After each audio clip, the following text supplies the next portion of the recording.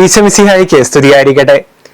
Base ഹൈമാനുസയുടെ theological talk സീരീസിന്റെ പുതിയ എപ്പിസോഡിലേക്ക് എല്ലാവർക്കും സ്വാഗതം. വർഷം 1978.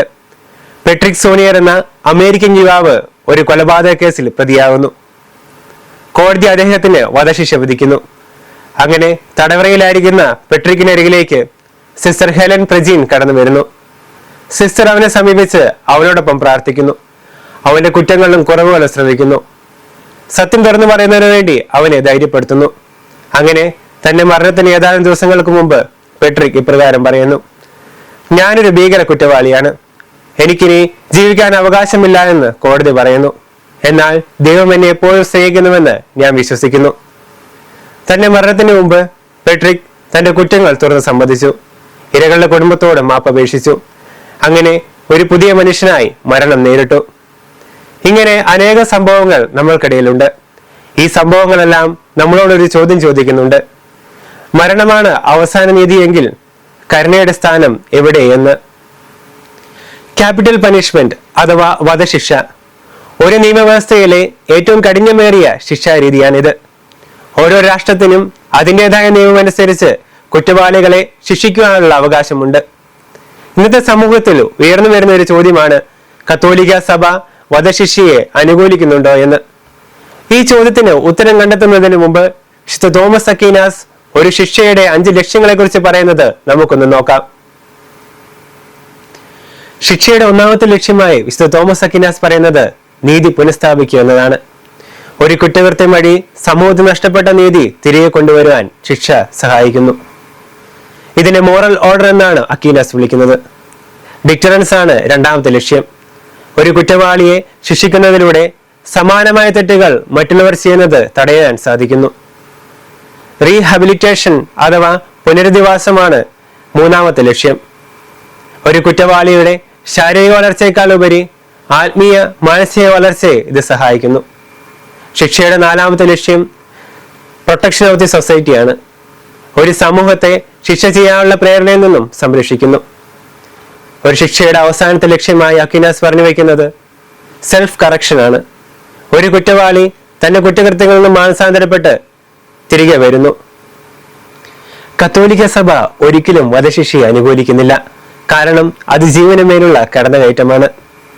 കത്തോലിക്ക സഭയുടെ ഔദ്യോഗിക പഠനപ്രകാരം കുറ്റകൃത്യം എത്ര ഭീകരമാണെങ്കിൽ പോലും വധശിക്ഷ അനുകൂലിക്കുന്നില്ല. എന്നിരുന്നാലും പുരാതന ഇസ്രായേലിലും യഹൂദ നിയമങ്ങളിലും കൊലപാതകം പോലെയുള്ള കുറ്റങ്ങൾക്ക് വധശിക്ഷ നൽകിയിരുന്നതായി നമുക്ക് കാണാം. ഉൽപ്പത്തി പുസ്തകം 1-ാം അധ്യായം 26-27 വാക്യങ്ങളിൽ ദൈവം തന്റെ ഛായയിലും സാദൃശ്യത്തിലും മനുഷ്യനെ സൃഷ്ടിക്കുന്നതായി നമുക്ക് കാണാം. ദൈവത്തിന്റെ ഛായയിലും സാദൃശ്യത്തിലും സൃഷ്ടിക്കപ്പെട്ട ഓരോ മനുഷ്യ ജീവിതവും പവിത്രമാണ്. കത്തോലിക്ക സഭയുടെ മതബോധന ഗ്രന്ഥം 2258 ഖണ്ഡിക ഇപ്രകാരമാണ്: മനുഷ്യജീവൻ അതിന്റെ ആരംഭം മുതൽ അവസാനം വരെ പവിത്രമാണ്. കൊല്ലുക എന്നത് 5-ാം പ്രമാണ ലംഘനമാണ്. ഒരു വ്യക്തിയെ വധിക്കുക എന്നതിലൂടെ ദൈവത്തിന്റെ അധികാരത്തെ കയ്യിലെടുക്കുക എന്നുകൂടി അർത്ഥമുണ്ട് എന്ന് സഭ നമ്മളെ പഠിപ്പിക്കുന്നു. ആദ്യ കാലഘട്ടങ്ങളിൽ കത്തോലിക്ക സഭ വധശിക്ഷയെ പൂർണ്ണമായും നിരോധിച്ചിരുന്നില്ല. അപകടകാരികളായ കുറ്റവാളികളിൽ നിന്നും സമൂഹത്തെ രക്ഷിക്കുന്നതിന് വേണ്ടി മറ്റെന്തെങ്കിലും മാർഗങ്ങളില്ല എങ്കിൽ വധശിക്ഷ നടപ്പിലാക്കാമെന്നതായിരുന്നു ആദ്യ നിലപാട്. എന്നിരുന്നാലും സമൂഹത്തിന്റെ സുരക്ഷയ്ക്കും പൊതുനന്മയ്ക്കും മനുഷ്യജീവന്റെ സംരക്ഷണത്തിനും വേണ്ടി മറ്റെന്തെങ്കിലും രക്തരഹിതമായ മാർഗങ്ങൾ ഉണ്ട് എങ്കിൽ വധശിക്ഷ ഒഴിവാക്കണമെന്നാണ് 1992 പുറത്തിറങ്ങിയ കാറ്റക്കിസം ഓഫ് ദി കാത്തലിക് ചർച്ചിൽ പറയുന്നത്. 1995 ജോൺ പോൾ രണ്ടാമൻ മാർപ്പാപ്പ പുറത്തിറക്കിയ ഇവാഞ്ചലിയം വിത്തെ എന്ന ചാക്രിക ലേഖനത്തിൽ മനുഷ്യജീവന്റെ പൗത്രതയെക്കുറിച്ച് പരാമർശിക്കുന്നുണ്ട്. 2018 ഫ്രാൻസിസ് മാർപ്പാപ്പ വധശിക്ഷയെക്കുറിച്ച് പുതിയ പരാമർശം നടത്തുന്നു. The death penalty is inadmissible.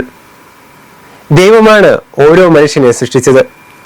ആയതിനാൽ കുറ്റകൃത്യം എത്ര ഭീകരമാണെങ്കിൽ പോലും മനുഷ്യ അന്തസ് അഥവാ ഹ്യൂമൻ ഡിഗ്നിറ്റി നഷ്ടപ്പെടുന്നില്ല. ആയതിനാൽ ഏതെങ്കിലും ഒരു മാനുഷിക സംവിധാനത്തിന് മനുഷ്യജീവൻ എടുക്കാനുള്ള അധികാരമില്ല. ഓരോ കുറ്റവാളിക്കും തങ്ങളുടെ കുറ്റകൃത്യങ്ങളിൽ നിന്നും മാനസാന്തരപ്പെട്ട് തിരിച്ചു വരാനുള്ള അവസരം നൽകേണ്ടത് ഓരോ രാഷ്ട്രത്തിന്റെയും കടമയാണ്. എന്നാൽ വധശിക്ഷ ഇത് ഇല്ലാതാക്കുന്നു.